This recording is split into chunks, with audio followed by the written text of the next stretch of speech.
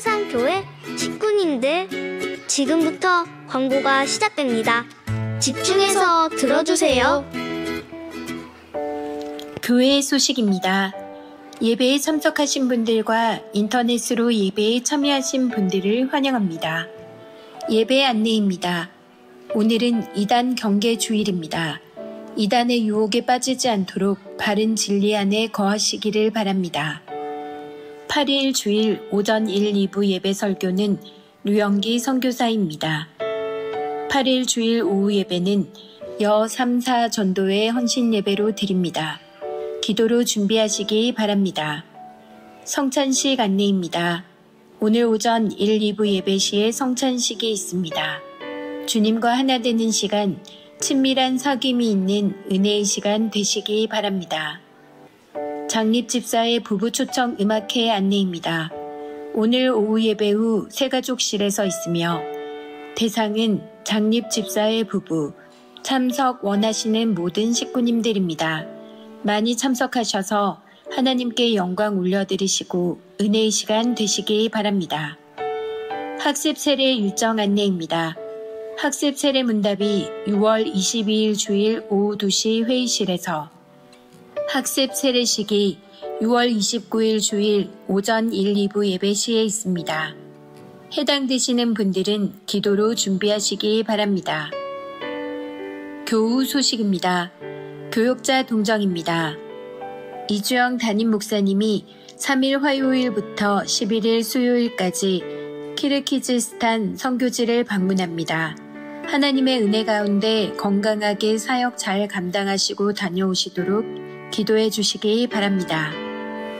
VIP 새가족을 환영합니다. 지난 주일 등록하신 새가족입니다. 새가족을 진심으로 환영해 주시고 위에서 기도해 주시기 바랍니다. 사상교회 식구님들, 예배에 집중할 수 있도록 지금 각자의 휴대폰을 점검하셔서 전원을 꺼주시거나 진동으로 설정해 주시기 바랍니다. 이 시간 경건한 마음과 몸가짐으로 하나님께서 기뻐 받으시는 예배 되도록 최선을 다하시고 하나님께 드리는 예배와 선포되는 말씀을 통해 큰 은혜 받으시기 바랍니다. 반갑습니다. 한 주간 잘 지내셨습니까? 우리 전세대 예배에 참석하신 우리 모든 믿음의 식구들을 주님의 이름으로 환영하고 축복합니다. 우리 좌우를 보시고 오늘은 하트를 한번 쏘아주며 인사를 할까요? 자꾸 이런 거 하지 말라고 얘기하시는 분들이 많은데, 안 그래도 메마른 우리의 심령에 사랑을 연습해 봅시다. 우리 좌우를 보시고 하트를 3번 쏘아주세요. 어떻게 하느냐? 사랑해, 사랑해, 사랑해. 자, 반대편 분에게 한번 더 해주세요. 사랑해, 사랑해, 사랑해. 우리 모두 자리에서 일어나겠습니다.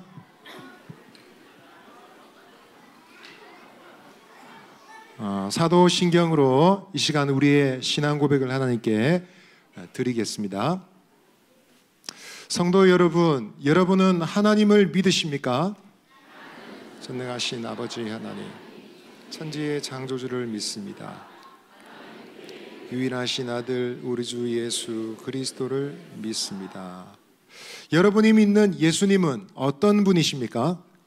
그는 성령으로 잉태되어 동정녀 마리아에게서 나시고 본디오 빌라도에게 고난을 받아 십자가에 못 박혀 죽으시고 장사된 지 사흘 만에 죽은 자 가운데서 다시 살아나셨으며 하늘에 오르시어 전능하신 아버지 하나님 우편에 앉아 계시다가 거기로부터 살아있는 자와 죽은 자를 심판하러 오십니다. 여러분은 지금 우리 안에서 일하시는 성령님을 믿으십니까? 나는 성령을 믿으며 거룩한 공교회와 성도의 교제와 죄를 용서받는 것과 몸의 부활과 영생을 믿습니다. 아멘. 여러분 하나님 말씀 따라가길 원합니까? 여러분 예수님 말씀대로 살고 싶습니까? 하나님 말씀 가르쳐 주신 대로 주님의 인도하신 대로 따라가기를 원합니다. 그 고백을 가지고 이 시간 우리 주님을 찬양하며 나아가겠습니다.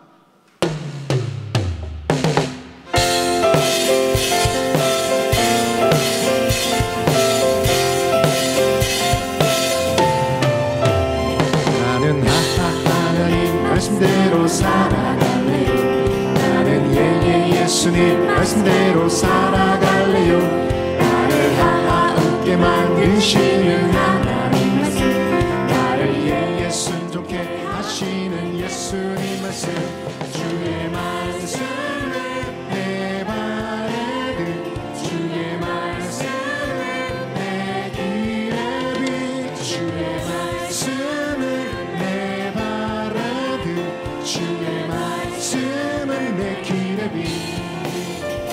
나는 하나님 말씀대로 살아갈래요. 나는 예수님 말씀대로 살아갈래요.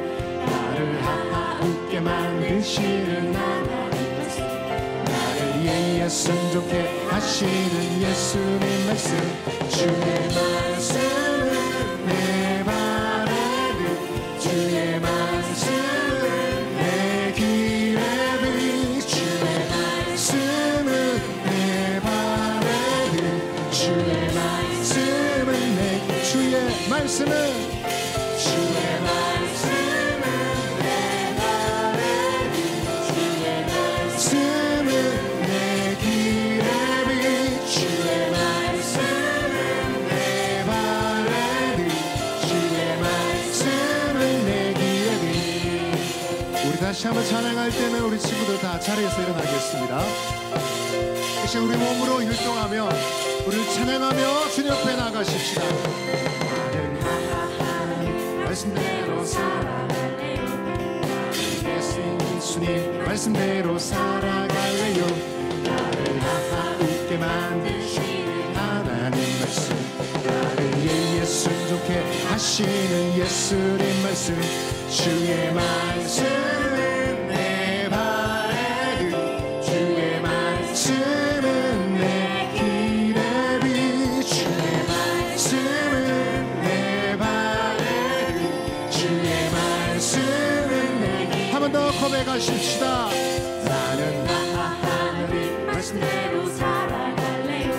나는 예수님 말씀대로 살아갈래요. 나를 하하 웃게 만드시는 하나님 말씀, 나를 순종케 하시는 예수님 말씀, 주의 말씀을 내 발에 들, 주의 말씀을 내 길에 빛, 주의 말씀을 내 발에 들, 주의 말씀, 주의 말씀을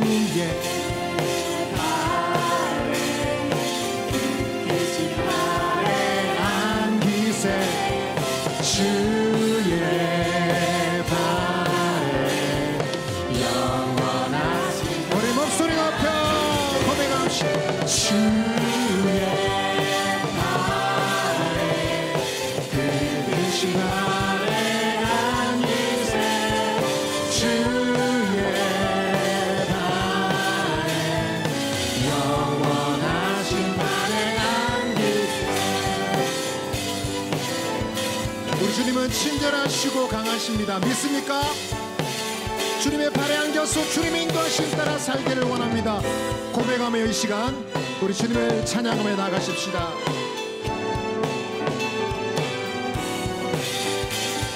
주의 친절한 발에 안기세 우리 마음이 평안하리니 항상 기쁘고 복이 되겠네. 영원하신 발에 안기세 주의 발에 그 크신 발에 안기세 주의 영원하신 발에 안기세.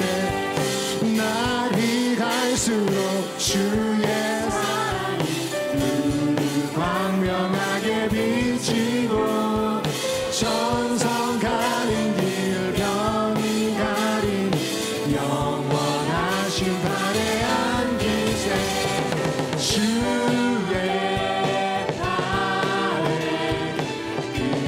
빛이 발에 안기세 주의 발에 영원하신 주의 보좌로 주의 보좌로 나갈 때에 기뻐 찬미 소리 외치고 검과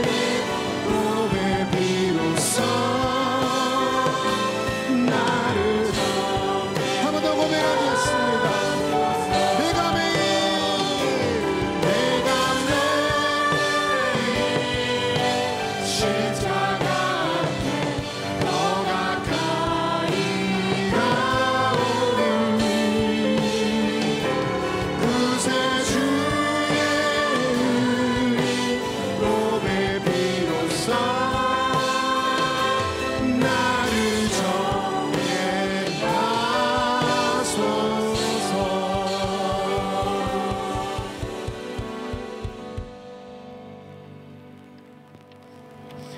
하나님 아버지, 일주일 동안 우리를 지켜주시고 교회에 와서 모든 식구들과 함께 예배 드릴 수 있게 해주셔서 감사합니다.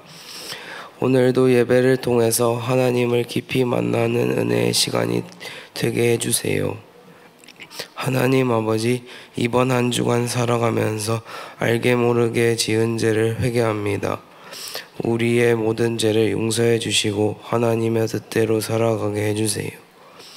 하나님, 다음 세대가 예수님을 인격적으로 만나고 학교에서 그리스도인을 드러내며 살아갈 수 있는 용기를 주세요. 하나님께서 우리에게 주신 꿈을 이루어 나갈 수 있도록 지혜를 주셔서 하나님께 귀하게 쓰임받게 하여 주세요. 우리 교회가 비전관을 건축하고 있습니다. 안전사고 없게 하시고 막힘없이 모든 진행 과정이 순적하게 이루어지게 해주세요. 모든 식구님들이 함께 기도하고 현금 드림으로 빚없는 건축이 이루어지게 하시고 비전관 건축으로 다음 세대가 부흥하고 이 지역의 복음을 전하는 통로로 사용되게 해주세요.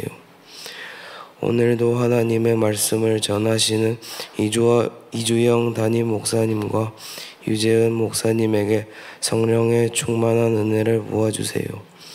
성령님께서 이 시간 우리와 함께 해주셔서 마음의 문이 열리게 하시고 하나님의 말씀을 듣고 순종하며 살아가는 저희들 되게 해주세요. 예수님 이름으로 기도합니다. 아멘.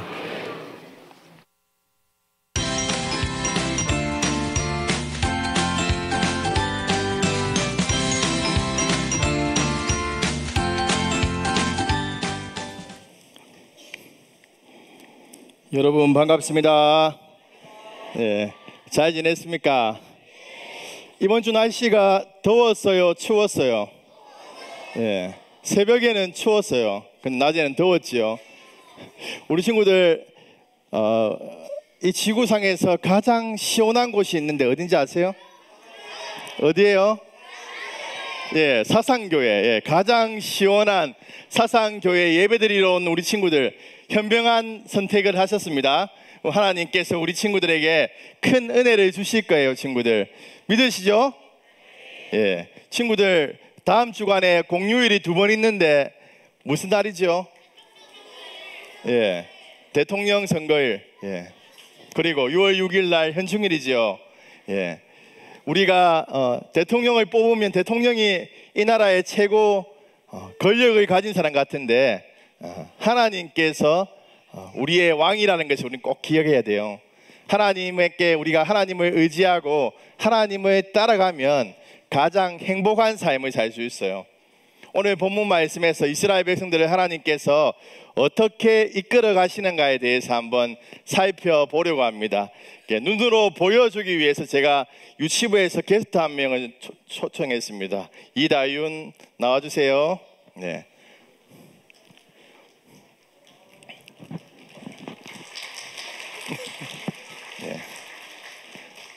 이스라엘 백성들이 어떻게 따라가는지 한번 보겠습니다. 다윤아 가자.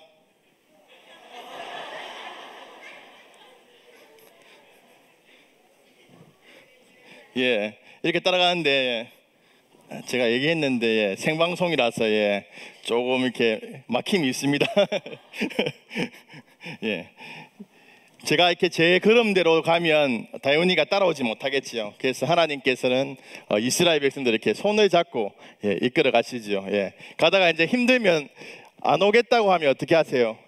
이스라엘 백성들이 배가 고파서 하나님 배가 고픕니다 불평했을 때 어떻게 하죠? 밥을 주셨잖아요. 만나를. 그것처럼 저도 이렇게 사탕을 주면서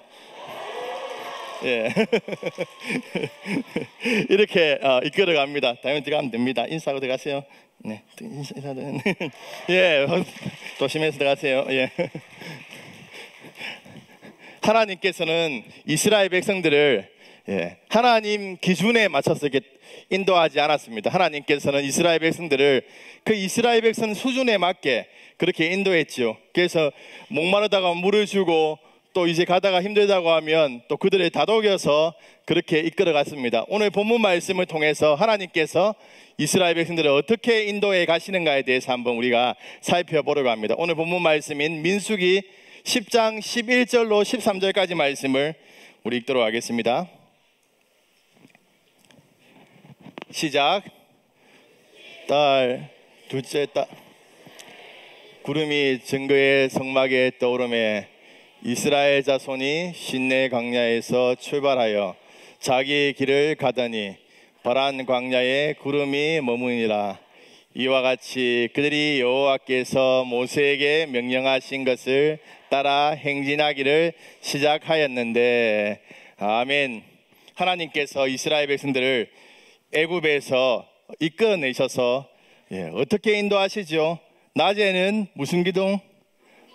낮에는 구름 기둥으로, 밤에는 불 기둥으로 인도하셨죠. 광야의 낮 날씨가 얼마나 뜨거운지 모르겠습니다. 10분을 서 있기가 어렵죠. 우리 작년 여름에 너무 더웠잖아요. 밖에 나가서 10분 정도 서 있기가 너무 어려웠잖아요. 그런데 하나님께서 이 광야의 뜨거운 햇살을 막아주셔서 구름 기둥으로 이스라엘 백성들이 이동하게 하세요. 그럼 저녁에는 불 기둥으로 이동하게 하십니다. 그 광야는 아주 어둡기 때문에 불기둥으로 밝혀주시고 주위의 모든 적들을 제거해 주셔서 이스라엘 백성들이 하나님의 인도하심을 따라서 이제 시내 광야에 이르게 됩니다. 시내 광야에 이르게 된 이스라엘 백성들 가운데 이제 하나님께서 모세를 시내산으로 불러서 율법의 말씀을 주셔요. 그리고 하나님의 백성이 어떻게 살아가야 될지에 대한 율례와 규례의 말씀을 주시고, 또한 하나님께서 이스라엘 백성들에게 함께 하시겠다라는 성막을 짓도록 해요. 그 성막을 짓고 그 성막에 어떻게 나아갈 수 있을지에 대한 그런 방법으로 제사 제도를 주십니다. 그렇게 했을 때 이 성막의 해막에 구름이 가득했어요. 이 구름은 하나님의 임재를 말하고 있어요. 이스라엘 백성들은 이렇게 지내셨어요. 이렇게 텐트를 치고 살았어요. 가운데 보면 성막이 있었어요. 그래서 이스라엘 백성들은 이 성막을 볼 수가 있었어요. 성막이 하나님의 임재가 충만하게 임할 때 이스라엘 백성들은 볼 수가 있었던 것이죠. 드디어 이제 이 시내 광야에 있던 이스라엘 백성들에게 이제 구름이 이렇게 떠오르게 돼요. 이스라엘 백성들이 이 시내 광야에 11개월 동안 있었는데 이제 구름이 떠오르게 되고 이스라엘은 출발하게 됩니다. 그런데 이 출발하는 방법이 그냥 자기 마음대로 출발했던 게 아니에요. 순서가 있었어요. 가장 먼저 뭐죠? 가장 앞에 뭐가 있죠? 이쪽에 제일 앞입니다. 뭐가 있죠? 안 보이세요? 글자 정거계. 언약궤가 가장 앞에서 놓여 있고 이렇게 출발합니다. 그리고 그 뒤로 유다, 이사갈, 스불론이 따르고 그 다음에 성막을 책임지는 게르손, 므라리 자손이 성막을 가지고 이동합니다. 그래서 이 고아 자손이 오기 전에, 성물이 오기 전에 먼저 가서 성막을 설치했어요. 계속해서 이러한 방법대로 이동해서 바란 광야에 이르게 됩니다. 그런데 하나님께서 이렇게 인도해 가시는 동안 구름 기둥으로 인도하셨는데 3일 길을 앞서 행하셨다라고 이렇게 말하고 있어요. 이 3일 길을 앞서 행했다는 말은 3일 먼저 가서 뭐 이렇게 했다 이 말이 아니고 3일 동안 이스라엘 백성들을 인도하셨다는 거예요. 앞서서 인도하셔서 모든 방해물을 제거하고 이스라엘 백성이 평안하게 갈 수 있도록 하나님께서 인도해 주셨다라고 이렇게 성경은 말하고 있어요. 친구들, 하나님께서 우리의 삶을 어떻게 인도하시죠? 앞서서 인도해 주세요.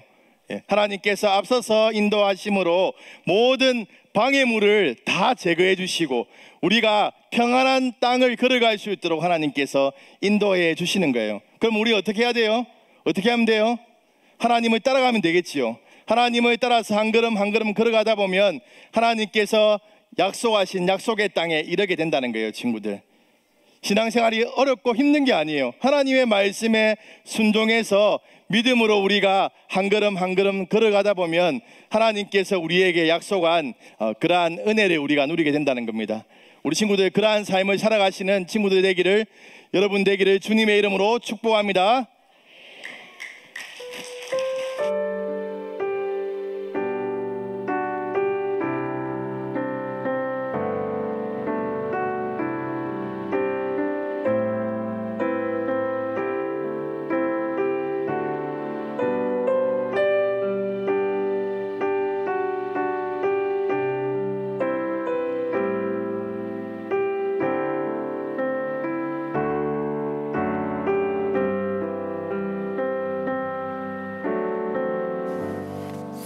아슬아슬하게 잘 가져왔어요. 네.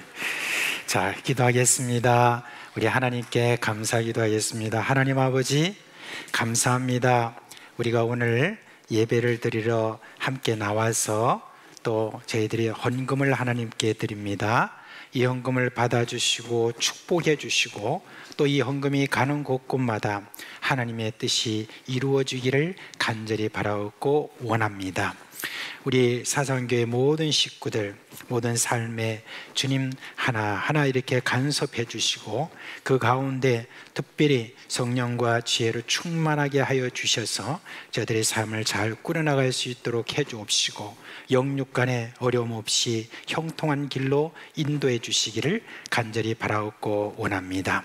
특별히 우리 다음 세대 어린 식구들 복의 복을 더하여 주옵시고 성령과 지혜로 충만함으로 말미암아 어릴 때부터 하나님과 사람에게 사랑받는 그와 같은 은혜가 있게 하여 주옵시고 온 땅 끝까지 이르러 많은 사람에게 복을 주는 그와 같은 귀한 사람으로 자라나게 하여 주시옵소서. 우리 주 예수 그리스도의 이름으로 감사하며 기도합니다. 아멘.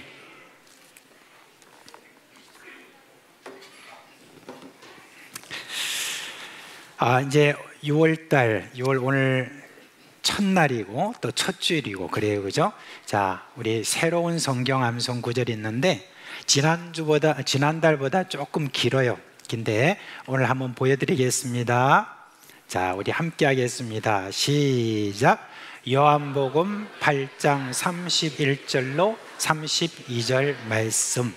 그러므로 예수께서 자기를 믿는 유대인들에게 이르시되 너희가 내 말에 거하면 참으로 내 제자가 되고 진리를 알지니 진리가 너희를 자유롭게 하리라.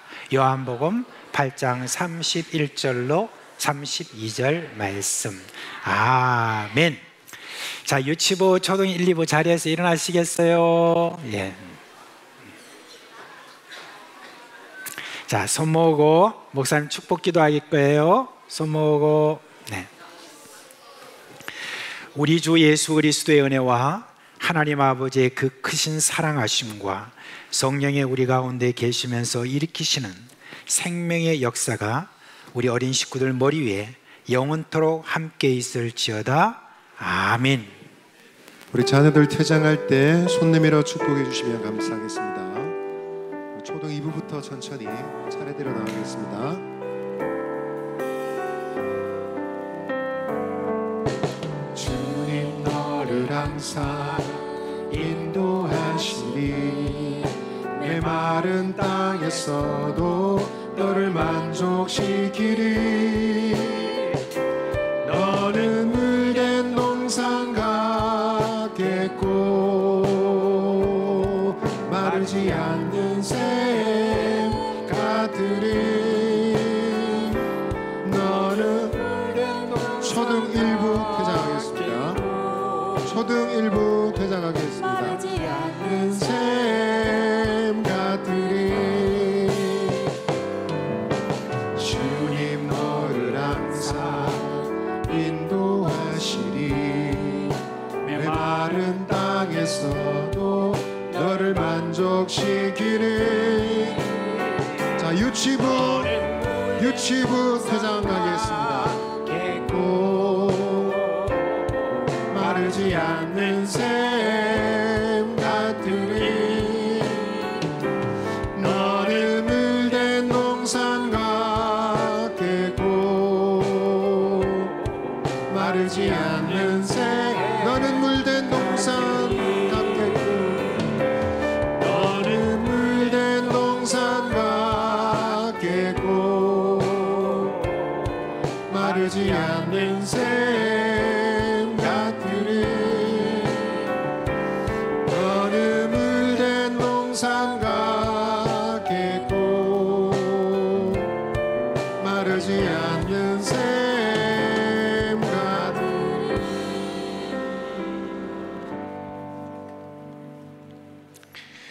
자, 이제 우리 구주 예수 그리스도께서 우리를 위해서 제정해 주신 성찬식을 하려고 합니다. 먼저 우리 목사님들과 장로님들은 앞으로 나와 주시기를 바랍니다. 이 성찬식은 우리가 성례를 하는 두 가지 중에 한 가지 예식입니다.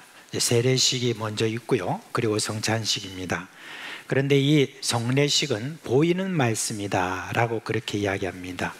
우리가 함께 지금 성찬식을 하면서 이 가운데 여러 가지 의미가 있는데, 먼저 우리가 그리스도 예수로 말미암아 구원받은 그 은혜를 우리가 기억하고, 또 그리스도 예수 안에서 한 피 받아 한 형제 자매 된 우리 자신들이 누군가 하는 것을 함께 그렇게 저희들이 알게 되는 그런 예식이기도 합니다. 특별히 우리가 먹고 마시면서 함께 먹고 마시는, 이거는 그리스도 예수 안에서 한 식구라고 하는 거, 그걸 확인하는 그런 일이기도 합니다.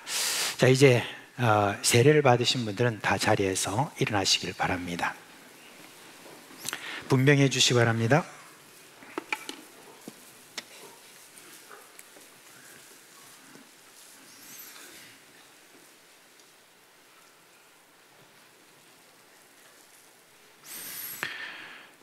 기도하겠습니다. 하나님 아버지, 우리를 사랑하심으로 말미암아 이 땅에 독생자 예수 그리스도를 보내주시고, 또한 이 땅에서 우리의 모든 죄를 사하시려 십자가에 못 박아 죽으시고 사흘 만에 다시 살아남으로 말미암아 생명의 떡이 되신 우리 주님을 찬양합니다. 주님, 이와 같은 은혜를 받은 저희들이 오늘 이 시간 성찬식을 함으로 말미암아 하나님의 그 놀라운 사랑과 예수 그리스도의 모든 은혜와 성령의 역사를 체험하려고 하오니, 이 시간 우리 가운데 임재하여 주셔서 우리로 하여금 그리스도 예수 안에서 하나 되는 그와 같은 은혜를 주시옵소서. 우리 주 예수 그리스도의 이름으로 기도합니다. 아멘.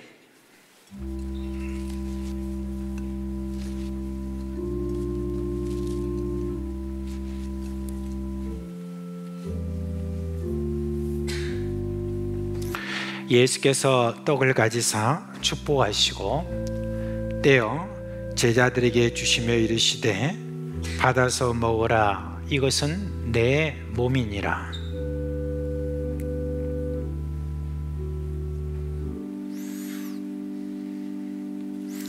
예수께서 떡을 가지사 축복하시고 떼어 제자들에게 주시며 이르시되, 받아서 먹으라, 이것은 내 몸이니라.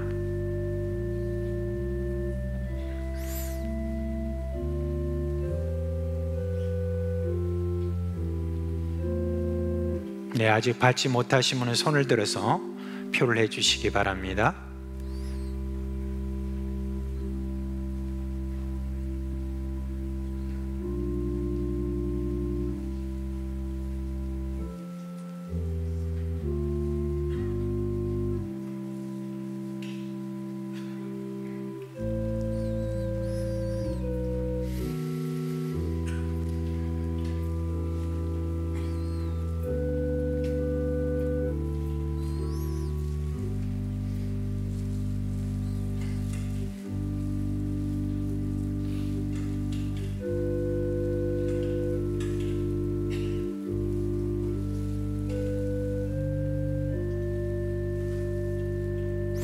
이제 예수 그리스도께서 우리를 위해서 고난받으신 그 은혜를 생각하며 함께 먹겠습니다.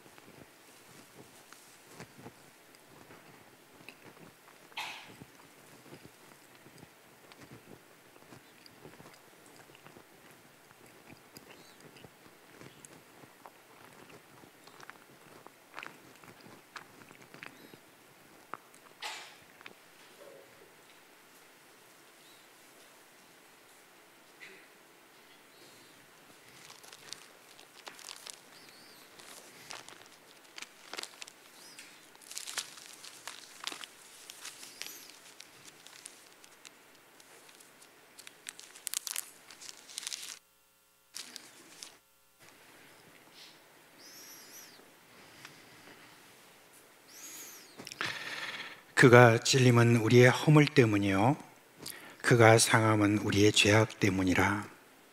그가 징계를 받음으로 우리는 평화를 누리고 그가 채찍에 맞음으로 우리는 나음을 받았도다.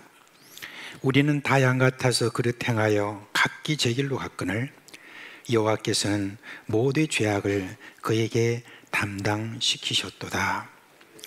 우리 예수 그리스도께서 우리의 모든 죄악을 다 씻어 주시기 위하여서 흘리신 그 피를 이 시간 기억합니다.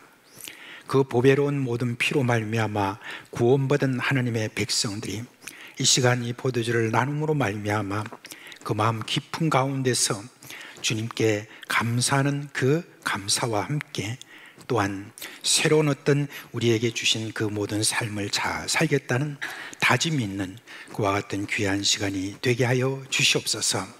우리 주 예수 그리스도의 이름으로 기도합니다. 아멘.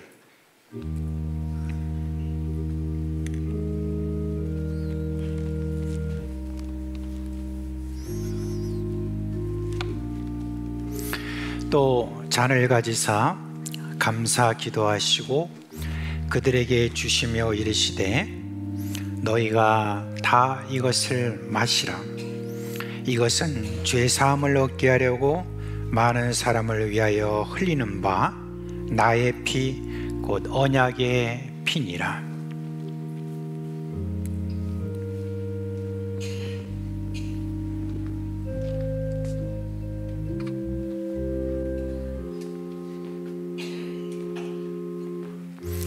또 잔을 가지사 감사 기도하시고 그들에게 주시며 이르시되 너희가 다 이것을 마시라. 이것은 죄사함을 얻게 하려고 많은 사람을 위하여 흘리는 바 나의 피 곧 언약의 피니라. 네, 아직 받지 못하신 분들은 손을 들어서 또 표를 해주시기 바랍니다.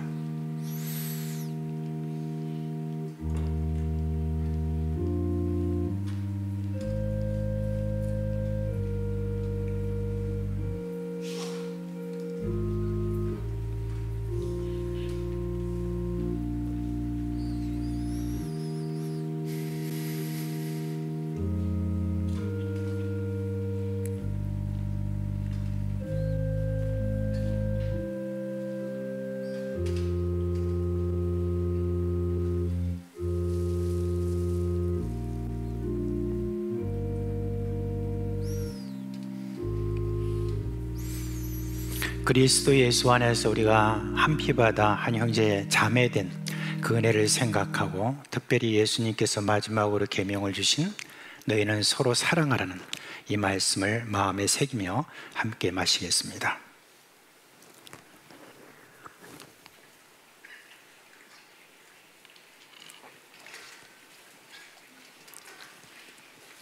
네, 자리에 앉으시고요. 기도하겠습니다. 사랑과 은혜가 풍성하신 하나님 아버지, 오늘 저희들이 성찬을 통해서 예수 그리스도께서 우리를 위해서 바치신 그 보혈과 그 살을 저희들이 기억하고 그리스도 예수 안에서 하나됨을 저희들이 기념했습니다. 우리 주님께서 우리에게 베푸신 이와 같은 은혜 가운데 특별히 우리가 교회로 모여서 함께 예수 그리스도의 그 모든 일들을 저희들이 감당하게 해주셨사오니 우리 마음속에 예수 그리스도가 하나됨을 저희들이 함께 체험하게 하여 주시고 그리스도 예수 안에서 주신 이 놀라운 은혜 안에서 저희들이 주님의 일을 감당할 수 있도록 함께하여 주옵소서. 이를 위해서 우리가 성령의 충만함이 필요하오니 성령을 주님의 물붓듯이 우리 가운데 부어 주시옵소서. 우리 주 예수 그리스도의 이름으로 기도합니다. 아멘.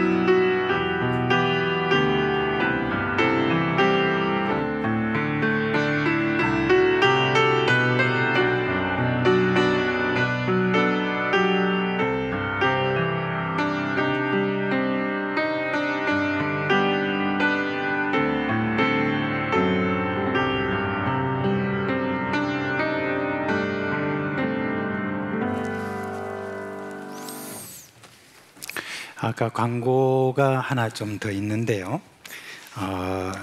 지금 우리 교회 안에 이런 서로 우리가 구역이 있고 또 지구가 있고 교구가 있고 이렇게 해서 서로 이렇게 통신하는 그런 SNS라든지 이런 게 있죠. 그런데 그런 인터넷망을 통해서 SNS망을 통해서 해킹이 요즘 이루어지고 있답니다. 그래서 최근에 좀 그런 피해 사례가 이제 좀 나타났다고 그래요.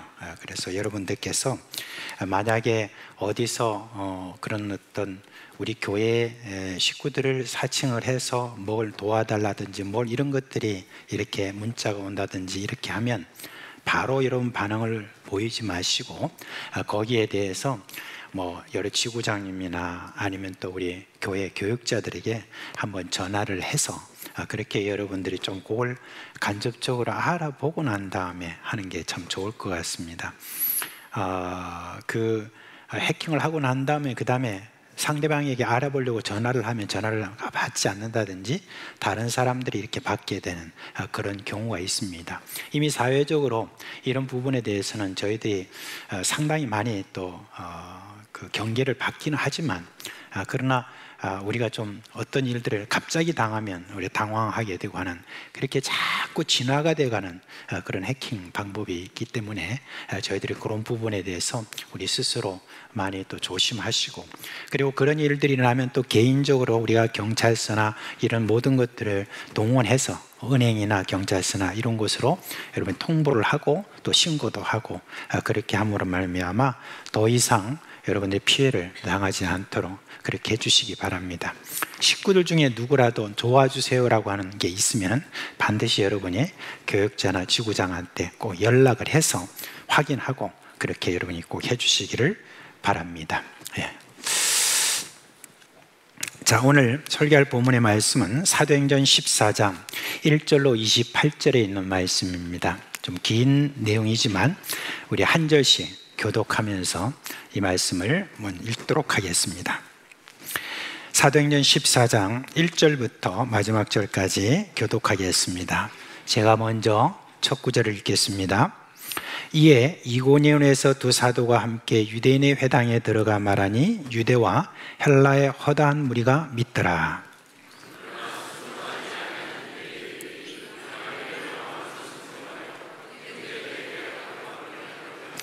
두 사도가 오래 있어 주를 힘입어 담대히 말하니 주께서 그들의 손으로 표적과 기사를 행하게 하여 주사 자기 은혜의 말씀을 증언하시니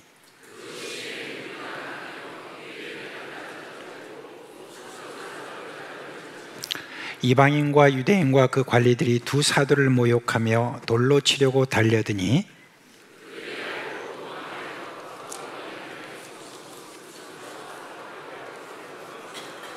거기서 복음을 전하니라.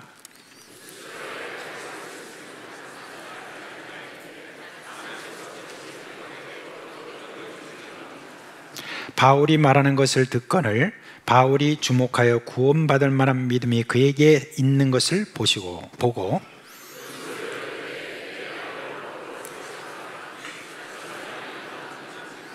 무리가 바울이 한 일을 보고 루가오니아 방언으로 소리질러 이르되 신들이 사람의 형상으로 우리 가운데 내려오셨다 하여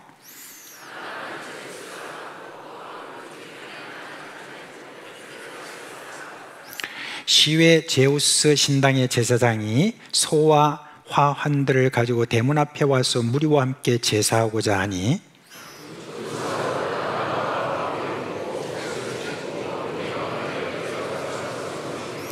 이르되 여러분이 어찌하여 이러한 일을 하느냐 우리도 여러분과 같은 성령을 가진 사람이라 여러분에게 복음을 전하는 것은 이런 헛된 일을 버리고 천지와 바다와 그 가운데 만물을 지으시고 살아계신 하나님께로 돌아오게 함이라.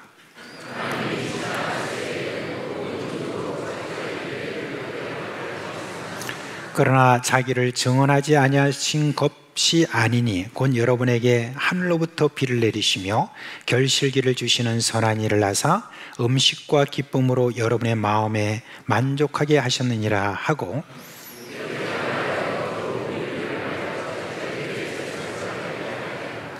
유대인들이 안디옥과 이고니온에서 와서 무리를 충동하니 그들이 돌로 바울을 쳐서 죽은 줄로 알고 시외로 끌어내치니라.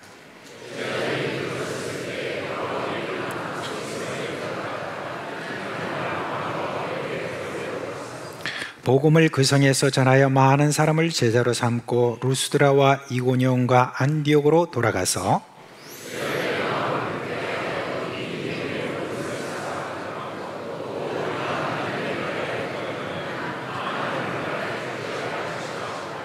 각 교회에서 장로들을 택하여 금식 기도하며 그들이 믿는 주께 그들을 위탁하고 말씀을 보가에서 전하고 아달리아로 내려가서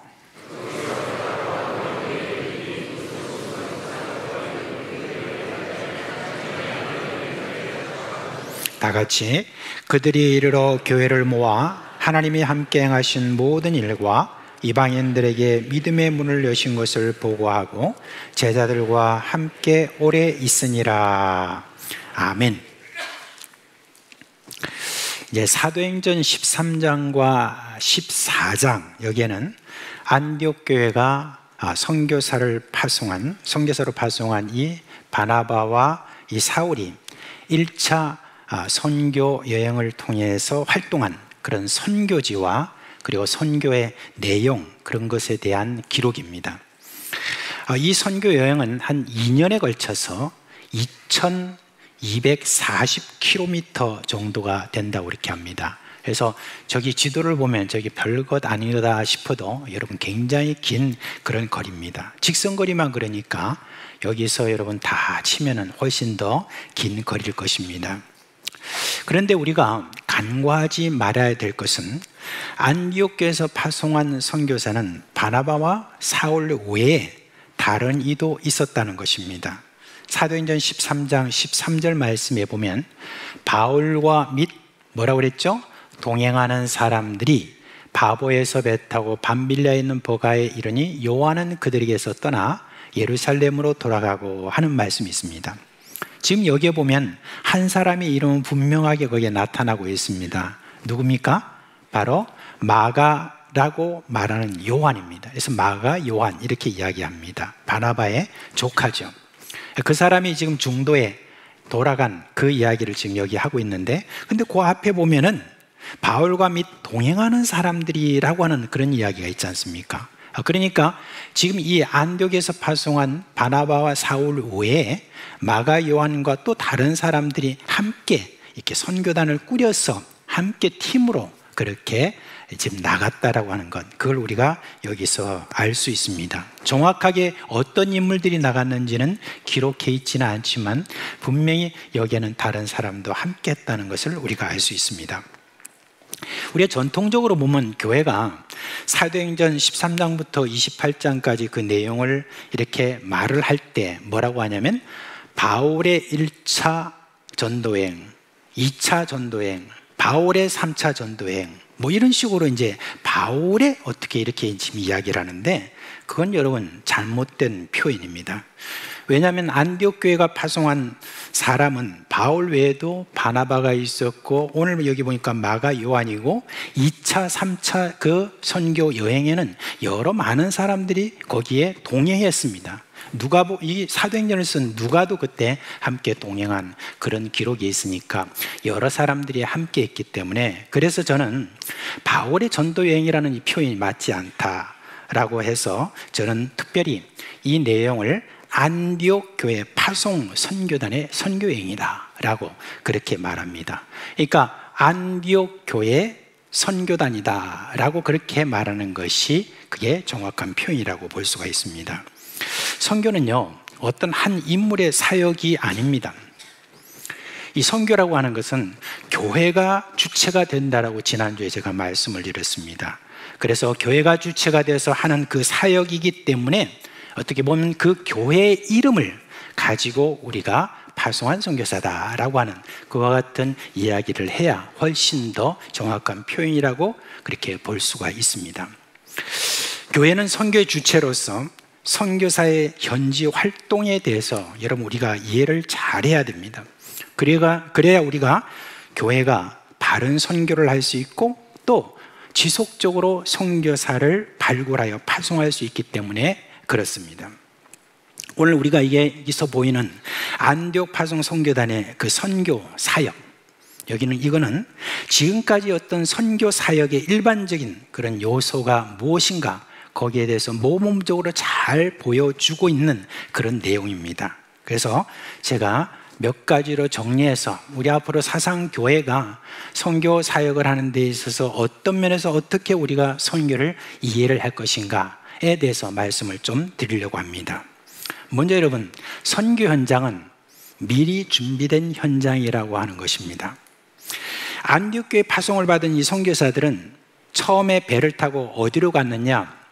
아까 그 지도를 잠깐 이렇게 보여줄 수 있는지 모르겠는데 거기 보면 섬이 있죠. 그 섬 구브로라고 하는 이 섬으로 먼저 처음 갔습니다. 근데 왜 처음에 이 구브로라는 섬으로 갔지? 그렇게 했을 때 짐작해 볼 수 있는 것은 먼저 저기가 바나바의 고향입니다. 바나바가 저기서 자란 곳이기 때문에 아마 바나바가 먼저 우리가 그곳을 가자라고 제안했을 가능성이 큽니다. 또 그걸 뒷받침해 주는 게 뭐냐면 2차 전도 여행을 떠나기 전에 바나바가 뭐라고 그랬냐면은 이제 우리와 함께 이 마가 요한을 데리고 좀 가자라고 이렇게 이야기할 때 바울이 그걸 갖다가 거절했죠. 그리고 난 다음에 서로 다투고 난 다음에 서로 갈라섰다고 그랬어요. 갈라서 가지고 이 바나바는 마가 요한을 데리고 어디로 갔느냐? 바로 구브로 섬으로 다시 이렇게 간 것을 볼 수가 있습니다. 그렇기 때문에 아마 이때는 바나바가 그곳으로 가자라고 하는 그런 제안이 있었기 때문에 그곳을 가지 않았나라고 하는 그런 생각입니다.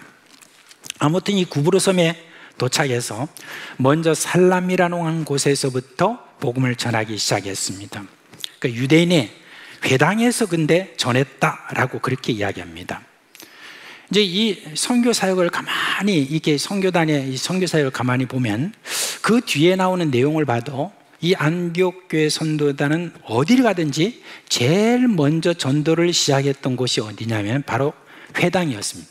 회당이 제일 먼저 방문해서 그렇게 전도했습니다. 이 회당을 뭐라고 하냐면 시나고구라고 이렇게 이야기합니다. 고대 헬라어에 시나고구라는 말은 무슨 뜻이냐면은 함께 모이다라고 하는 그런 뜻이거든요. 그래서 이 유대인의 모임 장소를 말할 때 그때 회당이다라고 이렇게 말합니다. 근데 이 회당이 어떻게 해서 거기 생겼느냐 하는 겁니다. 그게 언제냐면은 주전 586년에 이스라엘이 완전히 바벨론에 의해서 파괴가 되었죠. 그리고 다 망해버렸습니다. 그리고 거기 있는 사람들이, 많은 사람들이 포로 바벨론으로 붙잡혀갔죠. 그죠? 근데 그 안에 살고 있던 많은 사람들도, 남아있는 사람들도 너무 어렵기 때문에 아마 지중해 쪽으로 다 또 이렇게 피해가지고 그렇게 흩어졌습니다. 아무튼 그렇게 흩어진 사람들, 바벨론과 지중해와 이렇게 흩어진 사람들이, 이 사람들이 유대인으로서 자신들의 정체성을 유지하기 위해서 그들이 함께 이야기를 나누면서 우리 여기서 하나의 공동체를 만들자 하면서 그 공동체를 만든 게 뭐냐면 회당이었습니다. 그래서 이 회당을 만들고 거기에서 안식일이 되면 늘 모여서 함께 예배를 드리고, 또한 그곳에서 연장자는 또 젊은 사람들, 이런 사람들을 위해서 따로 율법의 말씀을 가르치는 그와 같은 것들을 많이 했던, 이게 뭐냐면 바로 이 시나고구 회당이었습니다. 근데 이걸 어떤 한 곳에서부터 시작을 했는데 그게 삽시간에 소문이 나가지고 이제 곳곳에 이렇게 회당이 생겼습니다. 그렇게 회당이 생겼는데 1세기 바로 요때, 지금 이 안디옥 선교단이 가서 복음을 전하는 바로 그때가 되면은 그 회당이 지중해와 바벨론 전체를 거쳐서 몇 개가 되느냐? 무려 1000개 정도가 세워졌다고 그렇게 합니다. 그러니까 유대인들이 자신들의 정체성을 세우고 하나님의 말씀에 가르치고 가르침 받는 어떤 그런 공동체로서 이룬 게 만약 이 회당이었던 겁니다. 그래서 이 회당이 곳곳에 세워져 있기 때문에, 그래서 이제 이 바나바와 바울과 거기 선교단은 이 회당에서 복음을 전하는 이 일들을 기회를 봤던 겁니다. 왜냐하면은 이 회당에서는 독특한 것이 있습니다. 이 회당에는 한 유대인 10명 정도가 모이면은, 남자들 10명 정도가 모이면은 회당으로서 자격을 얻었다고 그렇게 합니다. 그래서 같이 이렇게 모여가지고 하나님 말씀을 전하는데, 그 중에 어떤 한 사람만 말씀을 전하는 어떤 그런 형태가 아니었습니다. 그 모든 사람들이 유대인이면 누구나 할 것 없이 나가가지고 자기가 은혜 받은 그 모든 말씀을 자기가 전할 수 있었던 그런 곳이었습니다. 근데 이제 어쩌다가 한 번씩 외부에서, 먼 곳에서, 이런 곳에서 사람들이 방문을 하잖아요. 그러면 유대인이라는 것을 밝히면, 그러면 이렇게 이야기한답니다. 형제요, 형제가 혹시 하나님의 말씀에 대해서 좀 깨달은 바라든지 좀 전하고 싶은 말씀이 있으면 오늘 이번에 안식일 날 와서 좀 전해주세요 라고 그렇게 했다고 합니다. 특별히 외부에서 온 그런 사람들에 대해서는, 유대인에 대해서는 굉장히 이 사람들이 기대를 많이 했대요. 왜냐하면 지금까지 이렇게 모여가지고 사람들로 다 이렇게 들었잖아요. 근데 외부에서 이렇게 올 때는 그 사람이 뭔가 새로운 어떤 깨달음을 이야기할 뿐만 아니라 또 뭐가 있냐면은, 다 외부에 지금 소식들이 다 궁금하잖아요.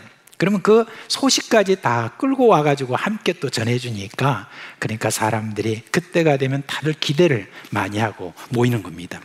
그걸 이 안디옥 선교단이 잘 알고 있었어요. 특별히 바나바와 바울이 그걸 잘 알고 있었기 때문에, 그래서 유대인의 회당에서 이제 복음을 전하는 것이 가장 적당하다라고 하는 그런 생각을 가지고 그렇게 유대인의 회당에 와서 이 복음을 전하게 된 겁니다. 1991년, 여러분, 구소련이 무너지고 난 다음에 미국을 비롯한 여러 많은 나라에서 많은 선교사들이 15개로 나누어진 그 나라로 들어갔습니다. 근데요, 15개 그 나라에서 유독 한국 선교사들이 크게 환영을 받고 단기간에 또 많은 교회를 세울 수 있었습니다. 그러면 한국 선교사들이 다른 나라 선교사들보다 훨씬 뛰어나서 여러분 그런 줄 아십니까? 그거는 아니었습니다. 왜 그런 일이 날 수 있었느냐? 미리 하나님이 준비하신 사람들 때문에 그랬습니다. 그 사람들이 누구냐면은 바로 까레이스키라고 하는 그런 한민족이었습니다. 이 한민족이 이 한국 사람들이 막 들어오니까 막 그 사람들을 막 크게 환영하고 그렇게 했습니다. 그 당시는 여러분, 구소련이 무너지고 난 다음에 사회 시스템이 다 무너져가지고 빵부터 시작해가지고 모든 생필품 이런 것들이 다 구하기 어려운 상황이었습니다. 시장에서 어떤 생필품을 구하러 가면요, 사람들이 시장에 뭐가 딱 나오잖아요. 그러면 금방 가지고 가기 때문에, 그래서 사람들이 금방 가지고 하면 쓰냐? 그게 아니라 다 자기 지하 창고나 이런 데 저장해 놓고, 물건이 없으니까 빨리 그걸 갖다 사다 놔야 되니까 시장에 가도 물품이 없는 그런 가운데 있었습니다. 그런데 이 까레이스키라고 하는 이 한민족이 말이죠, 한국 선교사들은 나름대로 잘 먹고 살 수가 있었어요. 왜 그러냐면은 그 사람들이 막 한국에서 온 선교사들한테 막 뭘 이렇게 공급해 주었습니다. 그리고 그 공급을 이렇게 먹고 그렇게 하면서 저희들이 그래도 거기에서 나름대로 생필품에 크게 부족함을 못 느끼고 그렇게 살았습니다.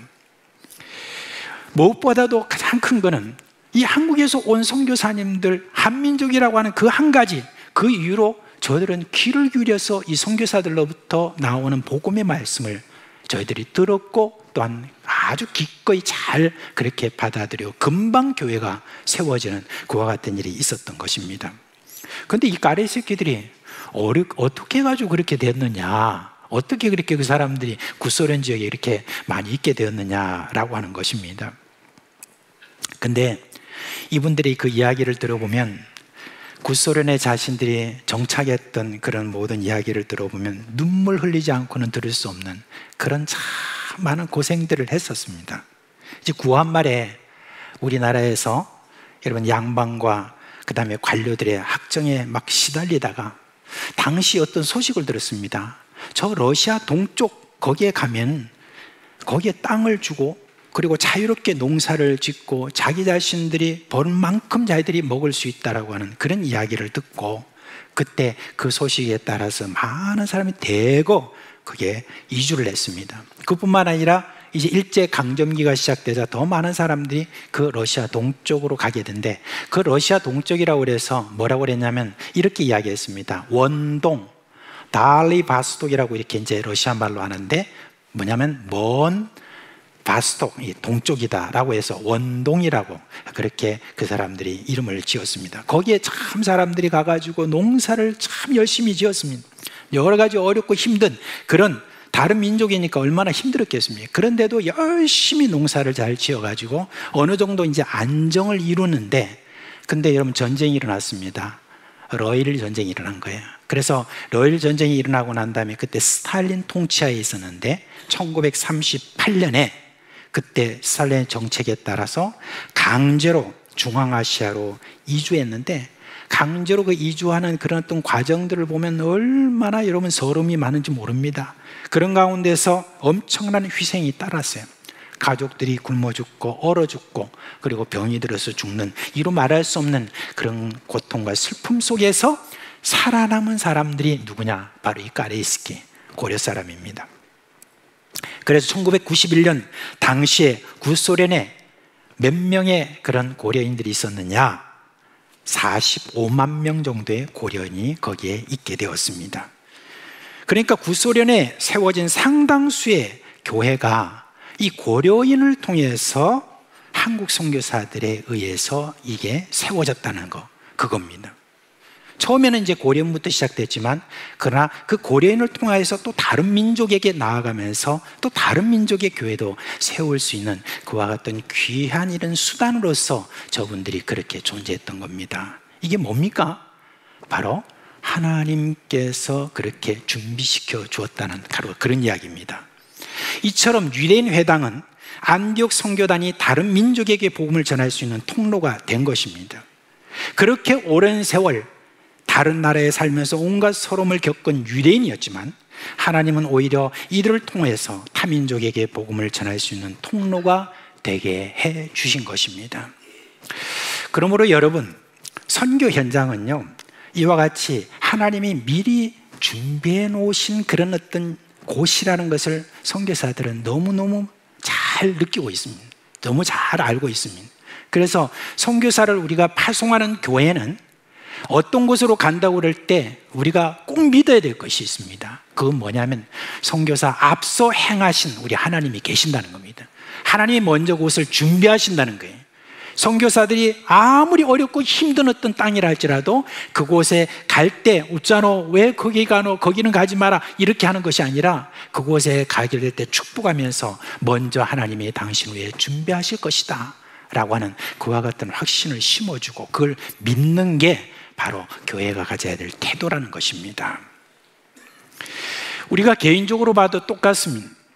여러분, 우리에게 일어나는 그 하는 어떤 일들에 대해서도 우리는 늘 멀리 보는 그런 지혜가 있어야 돼요.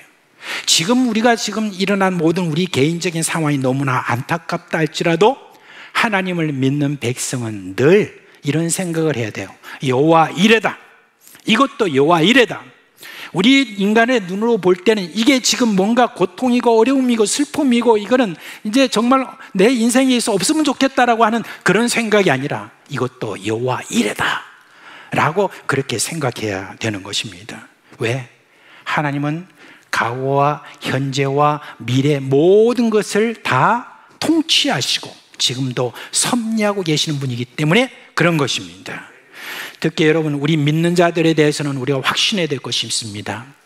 하나님께서는 우리 머리털까지도 다 세심받으시는 그런 하나님이라고 그랬습니다. 그런 하나님으로서 지금도 우리의 모든 삶 개인에게도 하나님의 통치가 지금 미치고 있다는 것입니다. 그렇기 때문에 우리에게 일어난 모든 일들을 우리는 담대하게 말할 수가 있습니다. 뭐라고요? 여호와 이레라고 말할 수가 있는 것입니다. 그래서 여러분, 우리 다 같이 한번 여호와 이레라고 서로 한번 얼굴 보면서 여호와 이레입니다. 그렇습니다. 여러분, 우리의 삶 속에서 일어난 어떤 것들 일희일비할 필요가 없습니다. 반드시 하나님의 역사가 내 가운데 있다라고 하는 것, 그걸 여러분이 잊지 말고 늘 여호와 이레 신앙으로 살아가시는 여러분 되시기를 주님의 이름으로 축원합니다. 근데 이제 하나님이 이 파송되어 가는 그런 자에게는 또 다른 축복을 주시는 것을 여기서 볼 수가 있습니다. 안디옥 선교단이 가는 곳곳에 어떤 일이 납니까? 여러분, 선교 현장은요, 기적의 현장입니다. 기적의 현장입니다. 1차 선교 여행지 곳곳에서 기적이 일어나는데 보세요. 제일 먼저 간 구브로의 바보라고 하는 곳에 유대인으로서 마술사인 바예수라는 자가 있었어요. 이 자는 가끔 마술을 그렇게 부리면서 기적들을 사람들에게 보여주었습니다. 그러니까 그곳을 통치하고 있었던 서기오 바울이라고 하는 사람이 있는데, 이 사람이 그를 곁에 두고 늘 이렇게 의논하고 했던 것 같습니다. 그런데 이 총독이 바나바와 사울이 전하는 하나님의 말씀을 감동을 받고 더 많은 진리를 듣고자 총독 간조로 저들을 초청합니다. 근데 그걸 바예수가 이렇게 보고 이제 방해하려고 막 그렇게 해요. 그 방해하는 공작을 보고 이 사울이 성령이 충만해가지고 그를 꾸짖으면서 뭐라면 너는 이제부터 맹인이 될 것이다. 그러니까 바로 맹인이 돼버린 거예요. 과연 그렇게 되어서 이를 보고 총독이 그걸 보고 예수를 믿게 되었다라고 그렇게 했습니다. 이고니온이라는 곳에서는 두 사도를 통해서 표적과 기사가 엄청 많이 일어났다고 그렇게 이야기를 하고 있습니다. 그곳에서 병자가 고침을 받고 귀신이 쫓겨나가는 그와 같은 일이 있었고요. 그리고 루스드라에는 어떤 일이 있었느냐, 나면서부터 소아마비 장애인을 만났는데 바울이 네 발로 바로 서라 라고 이렇게 명하니 바로 일어났습니다. 선교사들은요, 이런 일을 자주 경험해요. 특히 새로운 지역을 방문했을 때 기적적인 일들이 많이 일어납니다. 병자를 위해서 기도할 때 병자가 낫고 장애인을 위해서 기도할 때 장애가 사라지는 그런 일들을 많이 봅니다. 각종 귀신을 꾸짖으면 그 사람에게서 나가라고 할 때 귀신이 복종하는 것을 보면요, 어떤 때는 자신도 잘 믿겨지지 않는 그런 때가 있습니다. 그러면서 이렇게 질문합니다. 아니, 나에게도 이런 숨겨진 은사가 있었나? 라고 그렇게 생각을 합니다. 그런데 그것은 자신의 그런 은사가 있어서 그런 것이 아님을 이내 알게 됩니다. 오늘 우리가 읽은 이 본문의 말씀 중에 3절에 이런 말씀이 있잖아요. 두 사도가 오래 있어 주를 힘입어 담대히 말하니, 그 다음에 보세요. 주께서 그들의 손으로 표적과 기사를 행하게 하여 주사 자기 은혜의 말씀을 증언하시니라는 말이 있잖아요. 그 말씀 중에서 이거 중요합니다. 주께서라고 하는 게 주어입니다. 주께서 그들의 손으로 표적과 기사를 행하게 하여 주사라고 하는 그런 말입니다. 주께서 그렇게 하셨다는 것을 지금 아주 강조해서 하는 그런 말입니다. 바나바와 사울과 안디옥 선교단, 이들이 가지고 있었던 것은 뭐였냐면 복음에 대한 지식이에요. 복음에 대한 지식이에요. 그 복음이라고 하는 것은 어리석은 사람도 들어서 알아들을 수 있고 아주 지혜 있는 사람도 들어도 알아들을 수 있는 복음이 그렇게 어려운 것들이 아닙니다. 복음에 대한 확신을 이 안디옥 선교단에 있는 사람들이 다 가지고 그들에게 나아가서 이 복음을 전했을 뿐입니다. 그러니까 이 복음을 전할 때 그때 하나님께서 이와 같이 기적을 더하심으로 말미암아 정말 믿기 어려운 그런 일인데 그걸 믿게 되는 그와 같은 일이 있는 것입니다. 여러분, 이런 기적을 더하시는 그 이유가 뭔지 아십니까? 여러분, 우리는 익숙한 장소나 익숙한 사람에게는 우리가 보면은 그런 일이 참 안 일어나는 그런 지금도 여러분 우리 교회 안에서도 있었던 이런 기적적인 일들을 우리가 참 보기가 쉽지 않죠, 그죠? 근데 낯선 환경과 낯선 사람에 대해서 이런 일을 하나님께서 보여주시는 그런 어떤 일이 있습니다. 저는 이렇게 생각해요.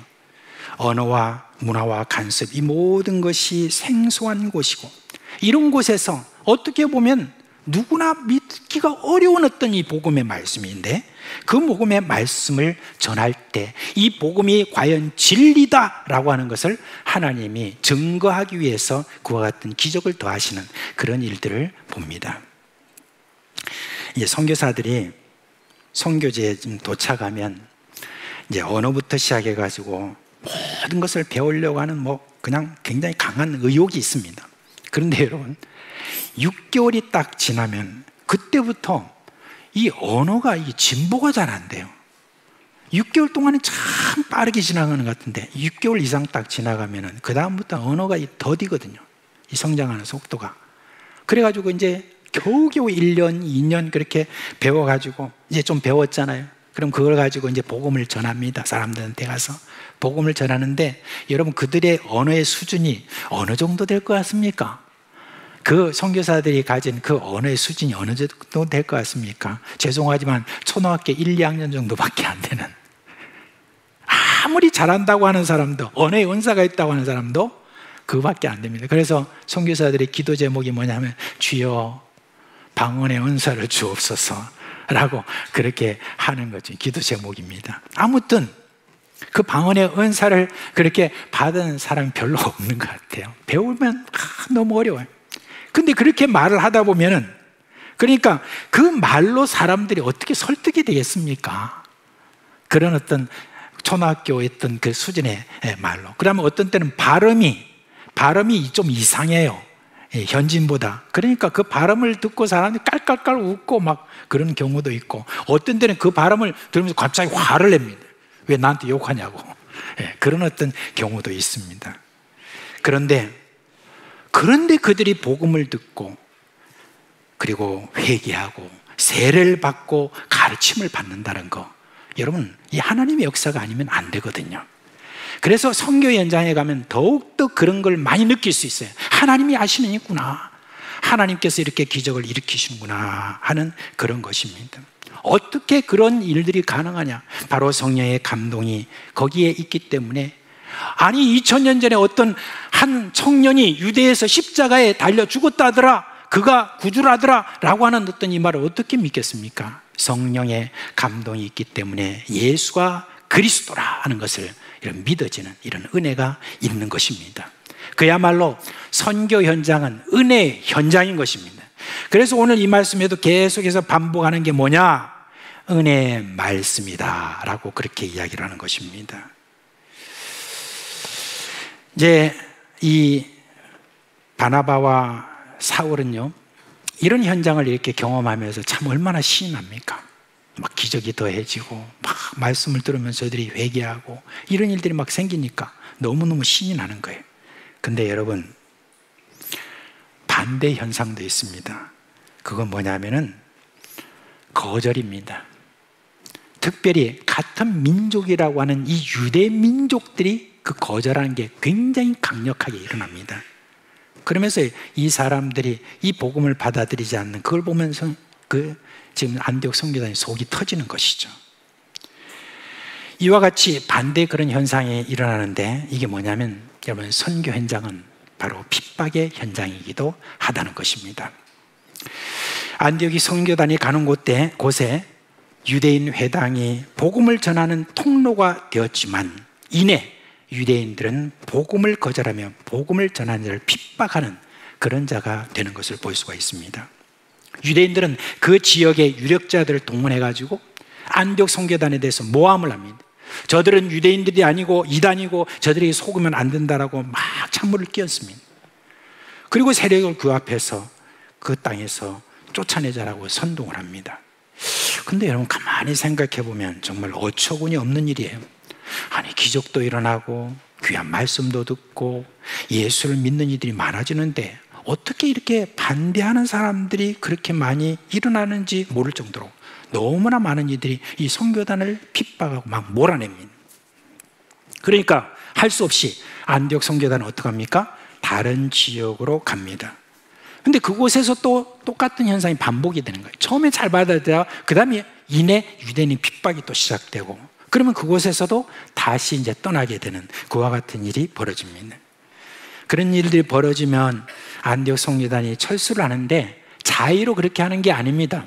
이미 예수님께서 그것에 대한 지침을 마련해 주셨거든요. 그게 마태복음 10장 14절에 나옵니다. 제자들이 갈 때 그때 어떻게 했느냐? 누구든지 너희를 영접하지도 아니하고 너희 말을 듣지도 아니하거든 그 집이나 성에서 나가 너희 발에 먼지를 떨어버리라. 이 동네에서 너희를 박해하거든 저 동네로 피하라 라고 그렇게 하셨거든요. 그래서 이제 이 안디옥 선교단도 그렇게 했던 겁니다. 핍박이 일어나면 철수해서 다른 곳으로 갑니다. 근데 다른 곳도 그 사정이 다르지 않아요. 처음에 복음이 전파되고 이럴 때 참 많은 놀라운 기적들도 일어나고 자기들이 그 말이 믿어지고 성령의 역사가 일어나는데, 또 핍박이 한번 또 일어나면 또 그게 광풍처럼 몰아쳐서 막 몰아가는 그래서 그곳에서 떠날 수밖에 없는 이와 같은 일이 일어난 것을 볼 수가 있습니다. 근데 여러분, 루스드라, 바로 이 루스드라에서 일어난 이 핍박은 정말 황당해요. 루스드라의 소아마비 장애인이 걷게 된 그 기적을 보았던 사람들이 바나바와 사울을 신처럼 받들고 제사를 드리려고 그래요. 그런데 사도들은 우리는 신이 아니다, 이런 것에서 너희를 자유하게 하려고 우리가 이 복음을 들고 와서 열심히 지금 복음을 전하는 것 아니냐. 근데 여러분, 그러면 어떻게 해야 됩니까? 와, 이 사람들이 전하는 지금 이 하나님이 진짠갑다, 이들이 자신들이 겸손하게 이렇게 하는 것을 보니까 그렇게 받아들여야 되는데, 전혀 기적도 행하지 않는 그런 사람 선동자들인 이 유대인이 와서 말을 하면 그 말을 여러분 듣고 저들이 그 말에 따라서 저들이 이 안디옥 성도들을 막 쫓아내는 그와 같은 일이 생긴다는 것입니다. 왜 이런 어처구니 없는 일이 이렇게 생길까 하는 겁니다. 여기에는 저는 하나님의 뜻이 있다고 생각합니다. 이유는 뭐냐면 한 곳에서 머무는 것이 그들에게는 허락되지 않았다 하는 것입니다.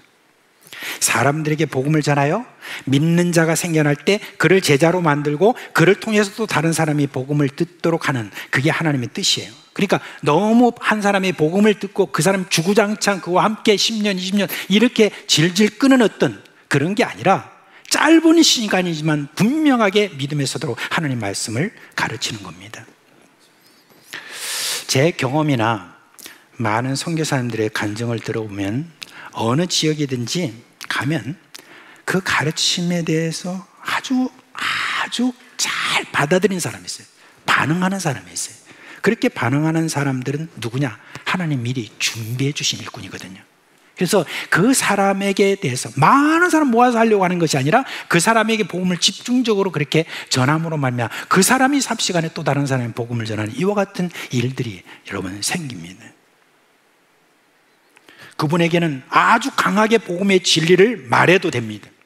그래서 오늘 여기서 다시 사도 바울과 그다음에 그 바나바와 안디옥 선교단이 다시 돌아가서 그곳에 가서 사람들을 세워나갈 때 그때 그들에게 이야기한 거예요. 너희들이 천국에 들어가려고 하면 하나님 나라들은 많은 핍박도 함께 받아야 된다. 처음 예수는 믿은 사람들에게 너희들 복 많이 받는다, 복 많이 받는다라고 하는 어떤 그 말만 하면 다 좋아할 것 같은데 복음에 잘 반응하는 사람은요, 환난과 핍박이 기다리고 있다는 어떤 그 말에 대해서도 저희들이 진리의 말씀으로 잘 받아들입니다. 그런 것을 볼 수가 있습니다.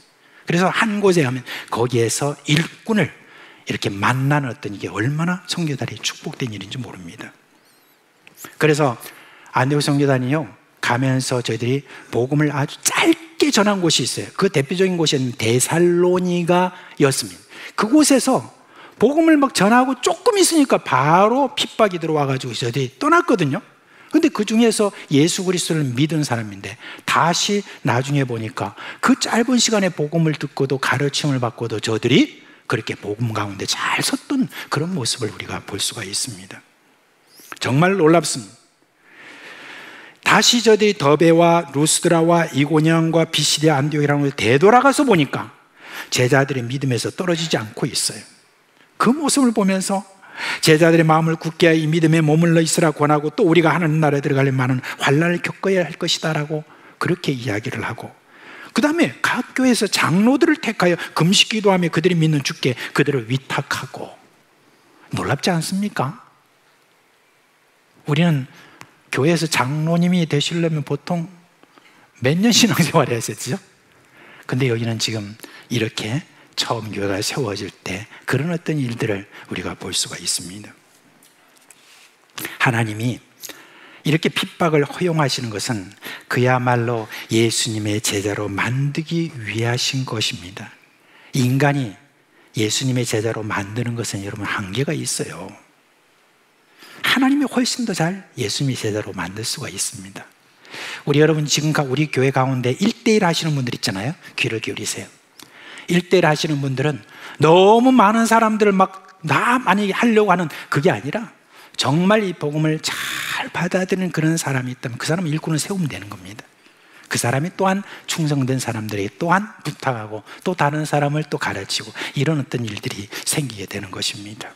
많은 사람들 대상으로 막 어떻게 하든지 한 사람 주구장창 그 사람 붙들고 예수 믿을 때까지 한다라고 하는 어떤, 그거는 현지인들에게 맡기는 것이고, 선교사는 참으로 하나님이 예비된 그런 사람을 통해서 그런 일들을 하게 되는 것입니다.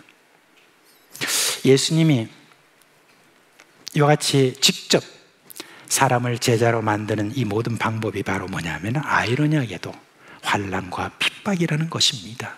그걸 우리가 여기서 볼 수가 있습니다.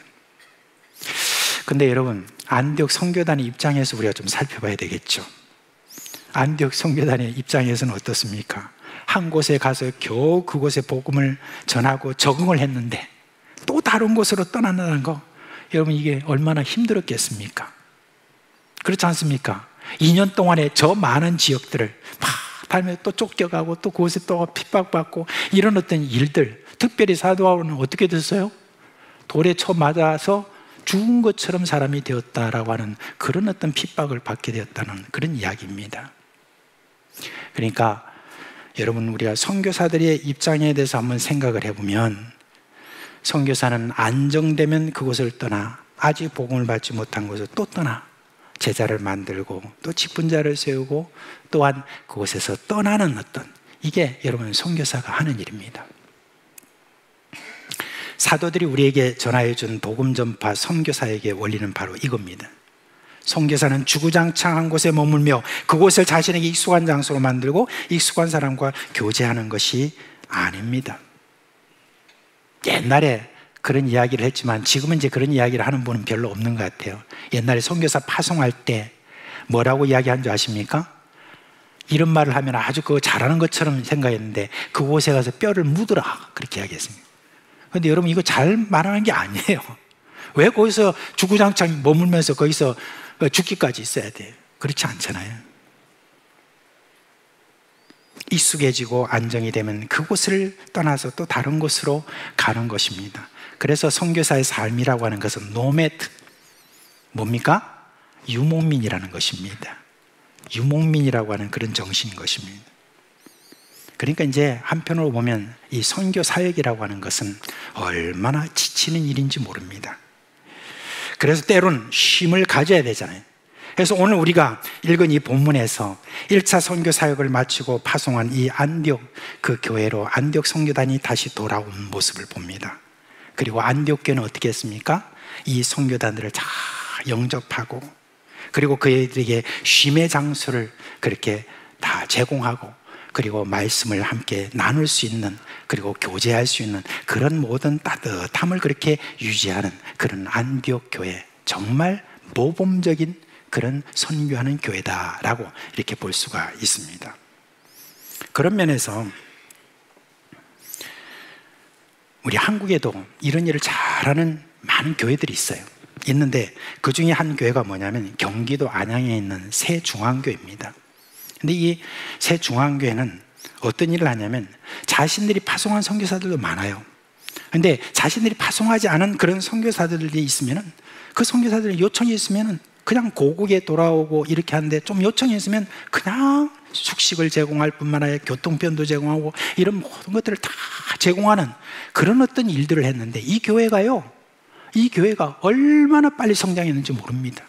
하나님 굉장히 그런 축복을 주시는 그런 모습들을 봅니다. 퀄리티, 이 질도 굉장히 좋은 어떤 그런 교회인 것을 볼 수가 있습니다.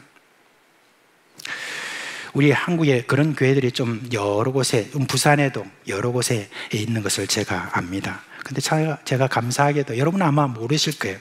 우리 교회도 한 가정이 있는데, 이 가정이 자기가 있는 그 집에 따로 안식관을 따로 만들어서 선교사들이 오면 그곳에서 머물 수 있도록 따로 그렇게 마련한 그런 분이 계세요. 아마 제가 모르는 분도 있을지 모르겠는데 그분이 그렇게 준비했다고 하는 거, 이것만 해도 얼마나 참 감사한지 모릅니다. 근데 저는 여러분, 한 분이 아니라 교회 전체가 선교사, 적어도 자기 교회에서 파송하고 이렇게 함께하는 그 선교사들이 있으면 그 선교사들에 대해서 정말 환영하고 따뜻한 마음으로 맞아들이고, 그렇게 안식관이나 이 모든 것들을 잘 마련해서 그렇게 다시 재충전할 수 있도록 충분히 그렇게 해줘야 되는 것입니다. 여러분, 저는 그런 면에 있어서 굉장히 중요하다고 생각하는데 우리 사상교회가 그런 부분에 있어서 굉장히 부족하다, 솔직히 말씀을 드립니다. 오랜 세월 동안 부족했습니다. 오랜 세월 동안. 그래서 여러분께 부탁드립니다. 선교사를 위한 우리가 활동에 대해서 이해하지만 이처럼 선교사가 어떤 활동을 하는 이분 분들이 있으면은 여러분들이 그런 부분에서 꼭 기억을 하시고 정말 선교사들에서 따뜻하게 여러분이 대하시고 영접하고 교회적으로 그런 안식관도 앞으로 마련하는 그 일들에 여러분이 힘써 주시기를 주님의 이름으로 부탁드립니다. 자, 이제 우리 사상교회 앞으로 선교사들의 현장을 잘 이해하고 다이나믹한 선교 사역을 감당할 수 있는 그런 선교사를 배출하는 그와 같은 교회 되기를 주님의 이름으로 축원합니다. 또한 선교사들이 수고를 이해하고 이들을 위한 힘과 새로운 충전을 할 수 있는 그런 교회 되기를 주님의 이름으로 축원합니다. 이제 다 자리에서 일어나시기 바랍니다.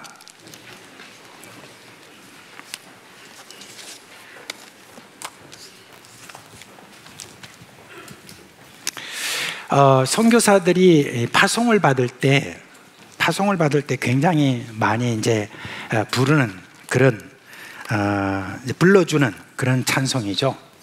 그래서 파송의 노래다라고 하는 그런 찬양입니다. 근데 이 찬양이 앞으로 우리 교회에서 많이 울려 퍼지기를 바랍니다. 자, 너의 가는 길에 찬송하겠습니다.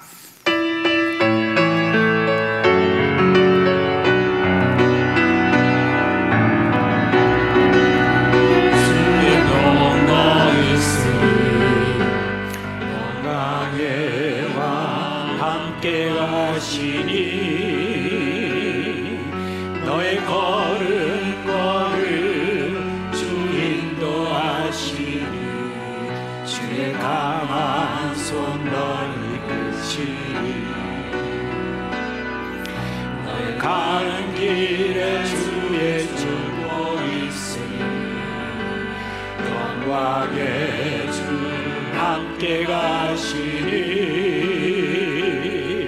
내가 밟는 모든 다 주님 다스리니 너는 주의 길 예비케 되리 주님 나라 위하여 길 떠나는 나의 형제여 주께서 가라시니 너는 가라 주의 이름으로 거칠은 광야 위에 꽃은 피어나고 세상은 내 안에서 주님의 영광 보리라 강하고 담대하라 세상 이기신 주를 함께 너와 동행하시며 내게 새 힘을 주시니